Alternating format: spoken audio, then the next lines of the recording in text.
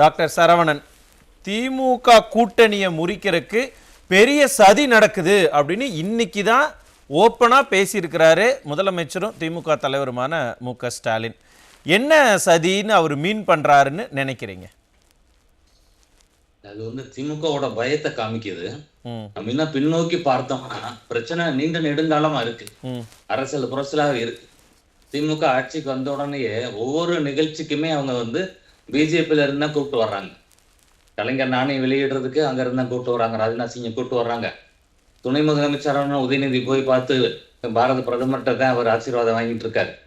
ஆரம்பத்துல இருந்தே இது தொடர்ந்து பிரச்சனை வந்துகிட்டே இருக்கிறது. நம்ம ஒரு கட்டத்துல பாக்குறோம், மீடியால தாவேகா தலைவர் அன்னைக்கு நடிகர் விஜய் காங்கிரஸ் தலைவர் ராகுலை போய் அன்னைக்கு பார்த்துட்டு வர்றாரு. அப்போ ஏதோ ஒரு சாஃப்ட் கார்னர் அந்த பக்கத்தில் இருந்துகிட்டு இருக்கு. அப்ப இதெல்லாம் கூட்டி கழிச்சு பார்த்தோம்னா காங்கிரஸ் வெளியேறதுக்கு முடிவு பண்ணிருச்சு. ஏன்னா முதலமைச்சர் சொல்றாரு, தமிழ்நாட்டுல கூட்டணிக்கு ஆட்சிக்கு சாட்சியில பங்கு சாத்தியம் இல்ல, எங்களுக்கும் தெரியும் காங்கிரஸுக்கும் தெரியும்ன்றாரு. தெரிஞ்ச காங்கிரஸ் ஏன் திரும்ப கேட்கறாங்க? தர முடியாததை கேட்டா தான் வெளியேறதுக்கான வாய்ப்பா இருக்கும். அதனால இப்ப யாரு திமுகவா கலட்டி விட்ட மாதிரி மக்களுக்கு செய்தி போகணுமா, இல்ல காங்கிரஸ் கலண்டு போன மாதிரி திமுக கொண்டு வரணுமா? இதுதான் அவங்களுக்குள்ள இருக்க பிரச்சனை இப்ப. ஏன்னா ஒரு பக்கம் அவங்களுக்கு ஆஃபர் வருது, தாவேகால இருந்து விஜய் என்ன பண்றாரு, 70 சீட்டு தரன்றாரு, துணை முதலமைச்சர்ன்றாரு. அப்ப காங்கிரஸ் என்ன பண்றாங்க, அங்க போனா நம்மளுக்கு அதிக சீட்டு கிடைக்கும், பக்கத்து மாநிலத்துல கட்சியை வளர்த்தரலாம் அப்படின்னு ஒரு சிலர் ராகுலுக்கு சொல்றாங்க. ராகுலோட குரலாக நம்ம மாணிக்கம் தாகூரை தான் நம்ம தமிழ்நாட்டுல பார்க்கணும். ஏன்னா அவருக்கு மிக நெருங்கிய நண்பர் அவரு. இவ்வளவு பேசின பிறகு அவர் மேல ஒரு நடவடிக்கை இல்லைன்னா அப்போ இது அவர் பேசுறதுக்கான அனுமதி, ஒரு மறைமுக அனுமதி ராகுல் கொடுத்திருக்காரு, இல்ல ராகுலோட மனசை பிரதிபலிக்கிறார், மைண்ட் வாய்ஸ் அப்படின்னு தான் எடுத்துக்கிறான். ஏன்னா முதலமைச்சர் கூட்டணி சாத்தியம் இல்லைன்னு சொன்ன உடனே ஆட்சியர் பங்கு இவர் 2006 சொல்றாரு. மைனாரிட்டி திமுகவை 96 சீட்டு மட்டும் வச்சிருந்தாங்க, நம்ம அன்னைக்கு 38 சீட்டு வச்சிருந்தோம். அன்னைக்கு அவங்களுக்கு நிர்பந்திச்சு ஆட்சியில பங்கு கேட்டிருந்திருக்கணும், மக்கள் கொடுத்த தீர்ப்பு அன்னைக்கு செயல்படுத்தலைன்னு உடனடியாக அந்த பக்கம் இருந்து வருதுன்னா ஆன்சர் தயாரா இருக்கு. ஓகே, திமுக பொதுவா என்ன பண்றாங்க, இந்த குழுவை லேட்டா தான் அமைப்பாங்க. ஏன்னா முதவே அமைச்சுட்டா இந்த புகைச்சலாம் அதிகமாகி கட்சிகள் பிரிஞ்சிருந்தனால கடைசி வரைக்கும் இழுத்து அந்த கடைசி நேரத்துல பண்ணாதான் அவங்க பிரிஞ்சு போகாம உள்ள வைக்க முடியும் அப்படின்ற ஒரு இதுலதான் இப்ப திமுக செயல்பட்டுக்கிட்டு இருக்கு. இவருமே செல்வ பெருந்தகையும் இப்ப ராகுலை பார்த்துட்டு வந்த உடனே அவரோட டோன் மாறிடுச்சு. குழு அமைங்க அப்படின்றாரு. உடனடியாக ஒரு மணி நேரத்துல முதலமைச்சர் 22ஆம் தேதிக்கு பிறகு குழு அமைச்சு பேச போறோம்னு சொல்றாங்க. இப்ப இதெல்லாம் பார்க்கல காங்கிரஸ் ஒரு முடிவு எடுத்திருக்க மாதிரி தான் தெரிகிறது. சரி சார், இப்ப என்னன்னா வெகு சீக்கிரத்திலே நீங்க உங்களுடைய குழுவை அமைச்சுதான் ஆகணும் அப்படின்னு நேத்துக்கு தான் கிரீஷ் ஓடங்கர்லாம் சொல்லியிருந்தாரு. அவர் சொல்ல அடுத்த நாளிலேயே 22ஆம் தேதிக்கு பிறகு குழு அமைச்சு நாங்க பேச்சுவார்த்தையை தொடங்குவோம்னு திமுக சொல்றாங்க. அப்படின்னா உண்மையாலுமே காங்கிரஸ் கட்சி திமுகவை மிரட்டி இருக்காங்க அப்படின்னு எடுத்துக்கணுமா? நிச்சயமா இந்த தேர்தல்ல திமுகவோட குடுமை கூட்டணி கட்சிகள் கையில தான் இருக்கு. ஏன்னா உளவு பிரிவோட ரிப்போர்ட் படி 45 சீட்டு ஜெயிக்கிறதே கஷ்டம் திமுக அப்படின்ற ரிப்போர்ட் இருக்கிறது. அதனாலதான் தொடர்ந்து மாநாடு மாநாடு மாநாடு எங்க பார்த்தாலும் குவார்டரையும் 200 ரூபாயும் கொடுத்து அரசாங்க பஸ்ல ஆளை அள்ளி போட்டு கொண்டு போய் மாநாடு நடத்தி ஏதோ பண்ணிக்கிட்டே இருக்கு. திமுக பயம் இருக்கிறது. அது தென் மாவட்டங்கள்ல அதிகமான பயம் இருக்கு திமுகவுக்கு. முழுசு இங்கதான் கான்சென்ட்ரேட் பண்றாங்க. ஆமா, அதனால இவங்களோட குடுமை அங்க இருக்கிறது. இன்னும் திமுகக்கு பயம் வருது. இவங்களை பார்த்து அடுத்து விசிகா கேட்கும், ஒவ்வொருத்தரும் கேட்டுக்கிட்டு இருப்பாங்கன்னு சொல்லிட்டு இவருமே இன்னைக்கு செல்வ பெருந்தகையும் நம்ம வெளியேறோம் விசிகாவையும் வம்புக்கு இழுப்போம்னு சொல்லிட்டு என்ன செஞ்சிட்டாரு, இன்னைக்கு ராமதாஸ் கூட்டணிய உள்ள ஒரு கணக்கு உள்ள கொண்டு அவங்களுக்குள்ள அரை வேக்காடுன்னு சொல்லிட்டு இருந்தாரு. நேற்று வரைக்கும் அமைச்சர் மாசுதான் காஃப் பாய்ன்னு சொல்லி தமிழ்நாடு பூரா பேசு பொருளா இருந்தாரு பறவை காய்ச்சலுக்கு. இன்னைக்கு காஃப் பாய் எல்லாம் வன்னி அரசை இன்னைக்கு இவர் சொல்லி விட்டாரு செல்வ பெருந்தகை. இது எல்லாம் இது பொருந்தா கூட்டணி பிரியறதுக்கான ஒரு இது ஓடிக்கிட்டே இருக்கு. ஓகே சார், அப்ப என்னன்னா கண்டிப்பாக காங்கிரஸும் திமுகவும் பிரிஞ்சிருங்கிறது கன்ஃபார்ம் ஆயிருச்சு. இப்ப இதுல யாரு இத முதல்ல சொல்றது அப்படிங்கறதுல தான் இப்ப சிக்கல் இருக்கோ? நீங்க சொல்றத பார்த்தா அப்படி இல்ல இருக்கு.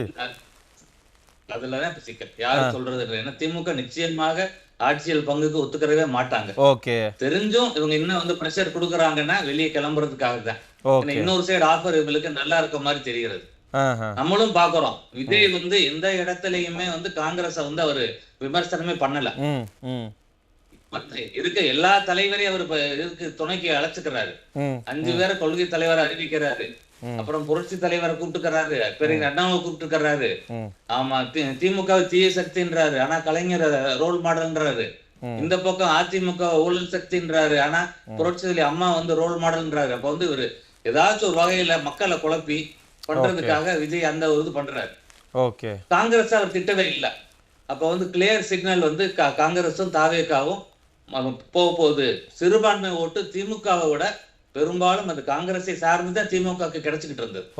அப்ப வந்து சிறுபான்மை வாக்குகள் காங்கிரஸ் கிளம்பிட்டா அதுவும் பிரியும். சரி சார், இப்ப முன்னாடியே இப்ப எதுக்கு 22ஆம் தேதி வரைக்கும் இவ்வளவு ஜவ்வாய் இழுக்கணும்? முன்னாடியே முடிச்சு விட்டாங்கன்னா, ஐ மீன் இதே மாதிரி காங்கிரஸும் திமுகவும் கூட்டணியில இல்ல அப்படிங்கறத வந்து வெளிப்படையாக சொல்லிட்டாங்க அப்படின்னா அந்தந்த கட்சிக்காரங்க அவங்களுடைய தொகுதிக்கு வேலை பார்க்க ஆரம்பிச்சிருவாங்கல்ல.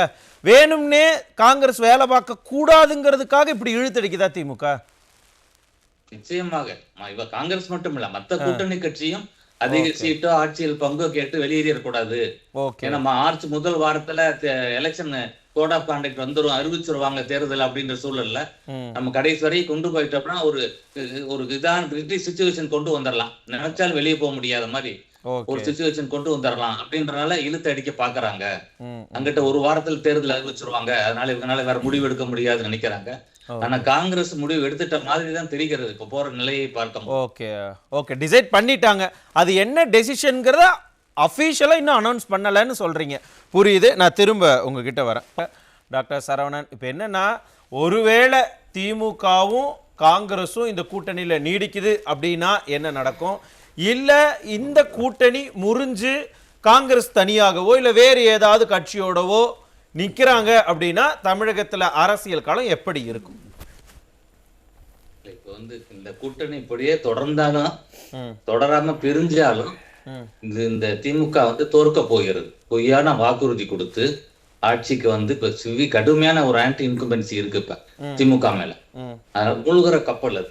அதனால வந்து என்டிஏ கூட்டணி தமிழ்நாட்டுல இவர் எடப்பாடியார் தலைமையில் இருக்கக்கூடிய கூட்டணி மிகப்பெரிய வெற்றி பெற போகிறது. ஆட்சி மாற்றம், இதுதான் மக்கள் டீ கடையில அவங்க சொல்லக்கூடிய தீர்ப்பு. அதுதான். அதனால காங்கிரஸ் நினைக்குது தோக்க போற கட்சியோடய நம்ம இருக்கணும், வேற பெர்முடேஷன் காம்பினேஷனை ட்ரை பண்ணி பார்ப்போமே. பாண்டிச்சேரியில வந்து திமுக 8% தான், காங்கிரஸ் 28%. அங்க ஏன் திமுக நம்மளுக்கு தலைமை தாங்கணும் பாண்டிச்சேரியில நினைக்குது. கேரளால தாவேக கூட கூட்டணி வச்சோம்னா ஒருவேளை நம்ம அங்க ஓரளவுக்கு ஒரு மாற்றத்தை கொண்டு வரலாம்னு நினைக்குது. அப்ப தோக்குற கட்சியோட நின்று வெற்றியை தோத்து போறதை விட இந்த மாதிரி ஒரு காம்பினேஷன் ட்ரை பண்ணி இந்தியாவில் நம்ம காங்கிரஸை நம்ம ஏதாச்சும் பண்ண முடியுமா அப்படின்னு ஒண்ணு ட்ரை பண்ண போறாங்க. ஏன்னா பிரவீன் சக்கரவர்த்தி சொல்றாரு, சுயமரியாதையோட எல்லாரும் நீங்க வேலை செய்யுங்கன்ற. இப்ப எல்லாம் கூட்டி கழிச்சு பார்த்தோம்னா காங்கிரஸ் அந்த முடிவுக்கு வந்துருது. உளவுத்துறை ரிப்போர்ட் இருக்கு, கூட காமிக்கலாம் எடுத்துட்டேன் செல்போன்ல. அந்த இதுல எல்லாம் இப்ப நிறைய ஓடிட்டு இருக்கு டிவியில. இந்த கூட்டணி திமுக கூட்டணி படுதோல்வியை சந்திக்கும் அப்படின்ற விஷயம் இருக்கிறது. அதனால ஒவ்வொரு கட்சியும் தப்பிக்க பாக்குறாங்க. சரி சார், அப்ப திமுக கூட்டணி படுதோல்வியை சந்திக்கும்னு உளவுத்துறை ரிப்போர்ட் நீங்க சொன்னபடியே முதலமைச்சருடைய காதுகளுக்கு போயிருக்கு அப்படின்னா காங்கிரஸை விடக்கூடாது, எப்படியாவது அந்த 4% ஓட்டை நம்ம கூடவே வச்சுக்கிறணும் அப்படின்னு திமுக நினைப்பாங்க. அப்ப அந்த இடத்துல முறியருக்கு வாய்ப்பு இல்லாம போயிருமே. அதனாலதான் 22ஆம் தேதி டைம் பிக்ஸ் பண்றாரு. ஒரு வாரம் டைம் தர பொழுது 22ஆம் தேதி தள்ளி பிக்ஸ் பண்றது காரணம். காங்கிரஸ் அங்க போயிட கூடாதுங்கிறதுல குறியா இருக்கிறாங்க. போயிடக்கூடாதுங்கிறதுக்காக தான் அந்த டைமிங் அவர் மாத்தி அமைக்கிறாங்க அவங்க. ஏன்னா 1 ஹவர்ல டெல்லியில இருந்து செய்தி வந்த உடனே நாங்க குழு அமைக்கிறோம்னு சொல்றவங்க நாளைக்கு அமைச்சரா நாளைக்குள்ள சமைக்கலாம்ல. 22ன்றது ஒரு டைம் பர்ச்சேஸ் பண்றதுக்காக பண்றாங்க அவங்க. அதனால இவங்க எவ்வளவு பேரோடனாலும் இப்ப கூட்டணியே இருந்தாலும் தாவேக தனியே நிற்கும் பொழுது அது ஒரு பெரிய டென்ட் உழுகுது அப்படின்றது இன்னைக்கு அரசியல் நோக்கர்களோட கருத்தாக இருக்கிறது. இது வந்து இன்னும் கூடுதல் பலமா தான் இருக்கும், இந்திய கூட்டணிக்கு கூடுதல் பலமாக இருக்கும். ஈவன் அதர்வைஸ் கடந்த தேர்தலில் பிஜேபி கூட்டணியும் அதிமுக வாங்கின ஓட்டுகளை நம்ம சேர்த்தாலே ஆட்சி உறுதி அப்படின்ற ஒரு நிலையில இன்னைக்கு இருக்கிறது. இன்னும் தொடர்ச்சியாகவும் எடப்பாடி அவர்கள் மக்களுக்கான பல்வேறு வாக்குறுதிகள், சாமானிய மக்களுக்கான வாக்குறுதிகளை தொடர்ச்சியா கொடுத்துக்கிட்டே வராரு. பிறகு ஒரு 10-12 வாக்குறுதி கொடுத்துருக்கிறார். அதனால இது எல்லாம் வந்து நிச்சயமாக மிகப்பெரிய பிளஸ்ஸாக எடப்பாடி அமையும். ஆட்சி மாற்றம் தமிழகத்துல உறுதியாக நடக்கும். நன்றி.